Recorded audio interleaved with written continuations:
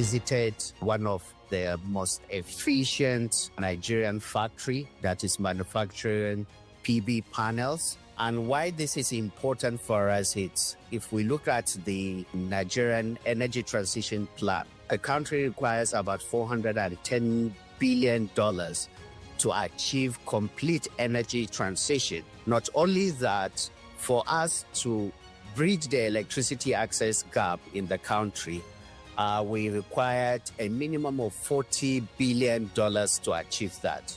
Not only that, if you look at the numbers of employment that the renewable energy space created last year, a total of about 14 million jobs were created last year. Out of that 14 million, China accounted for over 7 million of those jobs.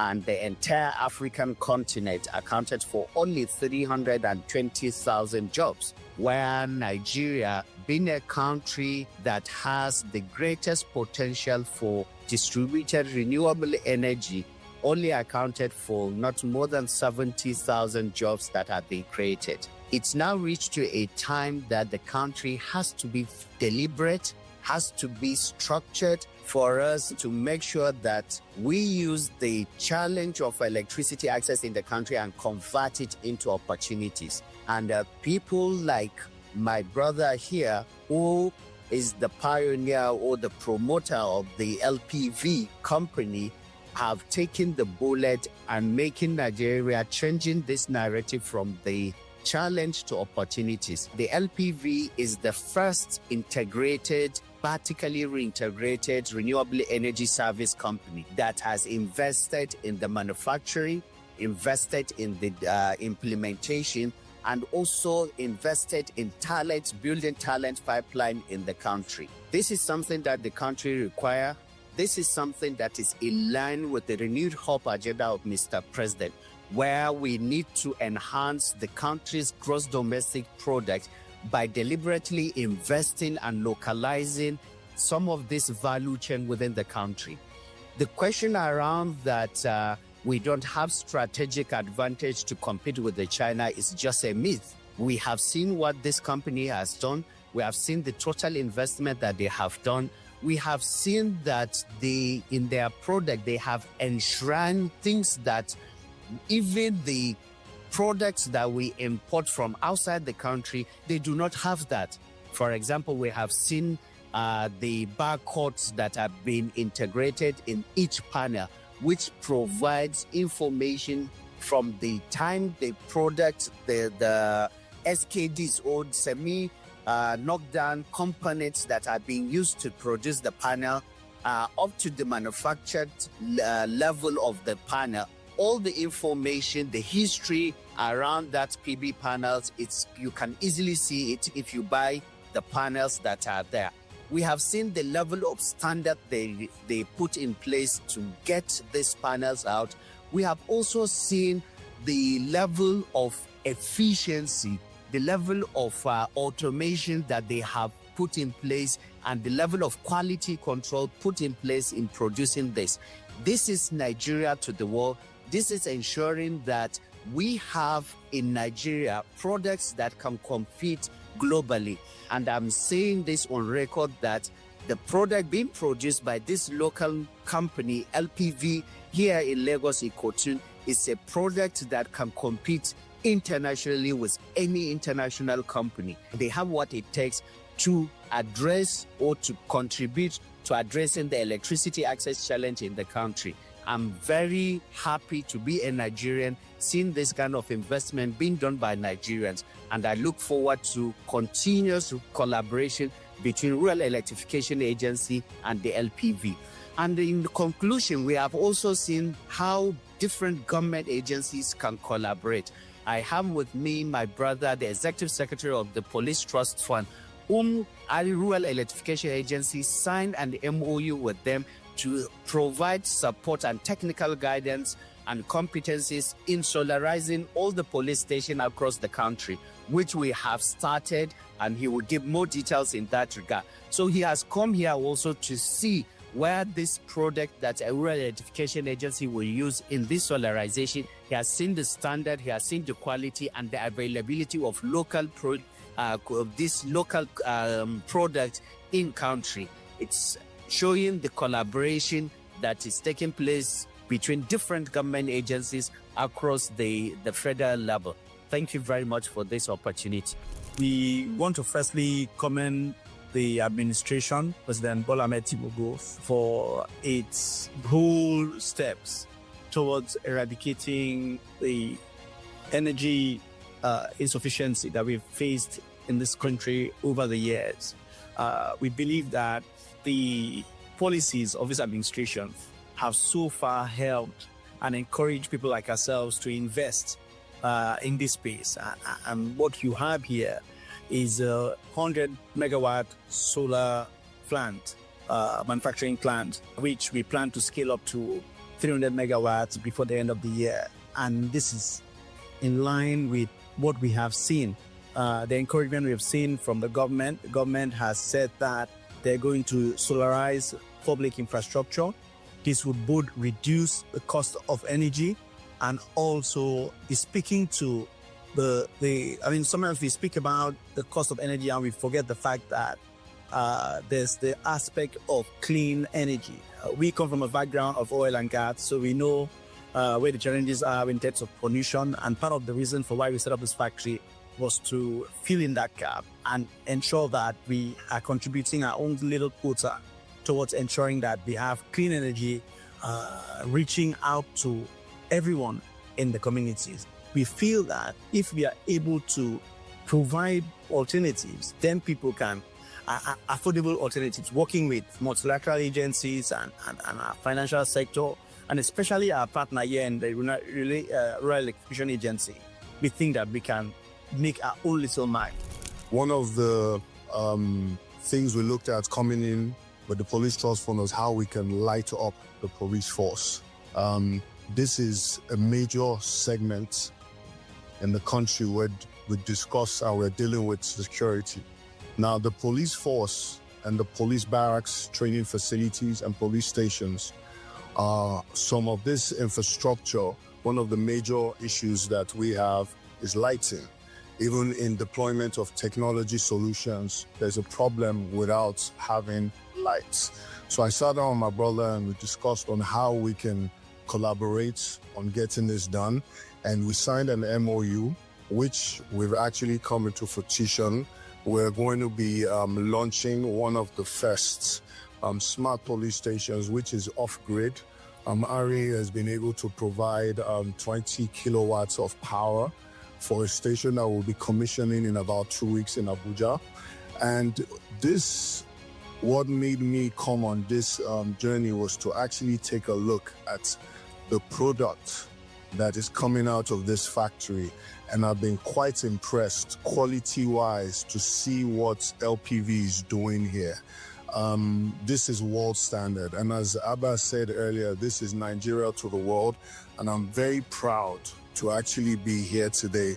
And based on the renewed hope agenda of Mr. President, the collaboration between REA is going to extend that we as the Police Trust Fund would also collaborate with LPV in the future for how we can have solutions, power solutions for the training facilities of police officers, the barracks, the police stations, and all across the nation. So we're coming up shortly. We'll commission one of the first stations in Nigeria that will be off-grid, the first smart police station. And this has been in collaboration and a partnership with REA. And the future of policing and security in Nigeria has been started with the collaborations like this. And we're going to continue with furtherance and things like this. So I thank you very much. And I'm very happy to be here today. Thank you very much.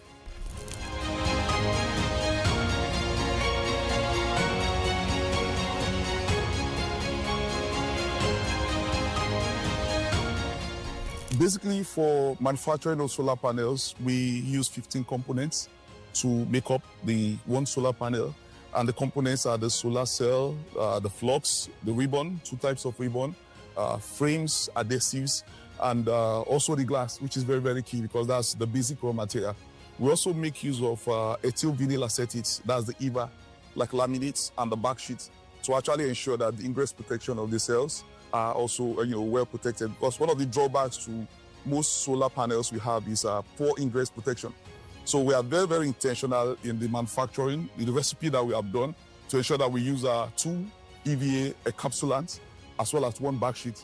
And the whole essence is basically to create that inert atmosphere in which the electronic cells, all the solar cells are, brought together. And also, we say we are giving a performance warranty of 5 years. This is assured because there's no way water, which is also a good conductor of electricity, will get to the solar cell. And again, as we give out the solar cell, it's also important we also ensure the warranty on the product warranty. So every of our raw materials are carefully selected to actually achieve this. This is actually the exit into the production hall.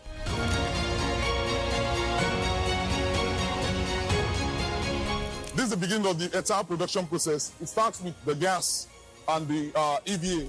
The tempered gas is about 28 kilogram, and the EVA, which is the ethyl vinyl acetate, is laid on top as a base layer. This is actually to create an inert environment where the cells are placed on, and the cell placement is done by the stringer. Now, the stringer itself does 2 major operations. Apart from laying off the cells, it also does a quality inspection. Now, let's go to the stringer. You see how that operates. So, for the stringer and turbo function, we have the ribbon, the flux, as well as the cells. 72 full cord cells comes in, and we break it into 144. Now, we have the laser unit that does the splitting, the cell breaker, and the robot that does the placement. Now, there are 5 things that goes on here because we have an AI precision camera that helps to detect microcracks on the cell. It also helps to detect cell dimension imbalance, and if they have micro holes. So all of this is done because we need to also assure that the cells we are using is of top quality. And not only that, we also have an AI-enabled robot that does, you can see the robot goes in, picks the string cells, and lays them up. Now, it waits for the next batch of solar cells because we use both sides. This right side currently is eating up while the other one is ready. So as soon as you have a string of 12, it goes into the cell splitter, then the robot picks it. And that is the action we are seeing there. So this is the auto bossing machine, and its basic job is to create the soldering. Because you have 144 cells coming in, you need to solder and connect them together. Because they are actually disjointed, you need to bring them together. It has the soldering at the front end, the middle, and at the back end. It is also from this machine that you get the junction, the positive, the negative, and the bypass. Now we'll see that at the end. What is going on there is actually the soldering action. The panel or the module at this stage has been ejected from the machine. Then we'll see what happens here after. Now we also have an LED below that tells you the space and the way the cells are arranged. If there is no space in between, then you have cell overlap, and that will cause a short circuit. So quality inspection physically is done here, and once this is done, we have the team over there. Once they check that it is okay, then they put the encapsulant and the backsheet, and that goes to the next process over there. So what the guys do here is both physical inspection and also electronic inspection. Now we have an electroluminance tester. It actually works by the principle of reverse DC voltage. We have a DC generator in the machine that gives that reverse DC voltage onto the probes of the solar modules. It creates a kind of radioactive recombination, and there is a camera that detects that particular recombination and sends it to an echo software that interprets the image from that particular recombination, and it comes on the screen. So at this stage, there are modules ready, and our machine here is called EcoLam Max 5. It actually laminates 5 modules per time, per cycle. A cycle is 12 minutes, and the cooling cycle is 5 minutes. Again, this machine is designed to be eco-friendly because the polystyrene fumes that comes here from the vacuum generator there, we have an oil filter bath that filters the air, and this goes out into the environment. So we are intentional about renewable and also being environmentally friendly. Then this machine also has that vacuum pump that creates that vacuum for the laminate to happen. At startup is 12 minutes, but as you continue, it's 7 minutes and 5 minutes. After lamination, you have the discharge tunnel, and it works by the principle of recombination of positive displacement of air. You have air already from here, which is the ambient, and immediately the first module gets to the discharge sensor. these two sensors here, it triggers the blower.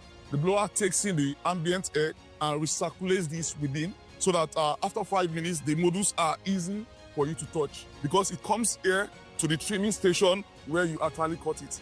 And this is also intentional because we want to ensure that our product quality in terms of appearance is top notch. So, and you can play with the temperature to see if the irradiance fluctuates, what will be the output of the panel. Okay, actually, once you reduce your temperature, definitely the output will. It's just like you are trying to reduce the sunlight.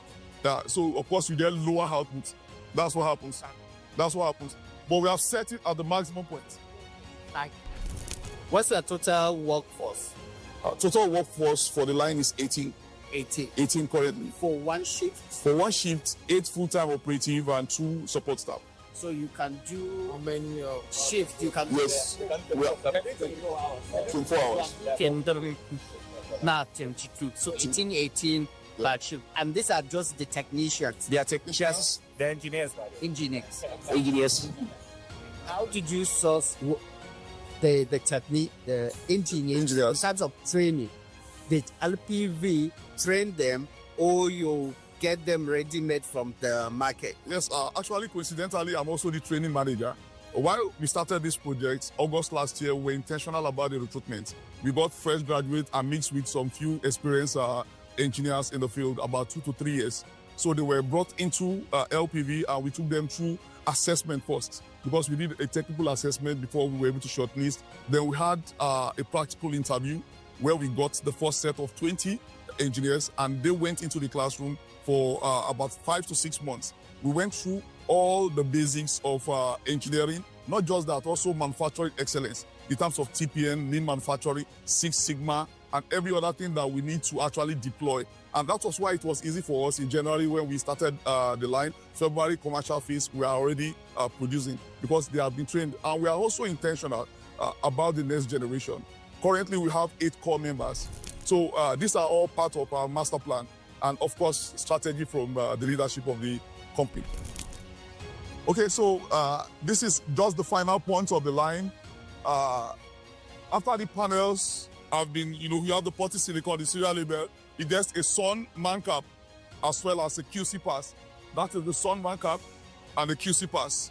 Immediately this is on the panel, it is quarantined, because there are offline quality checks. So just to ensure that what we give is actually, standard.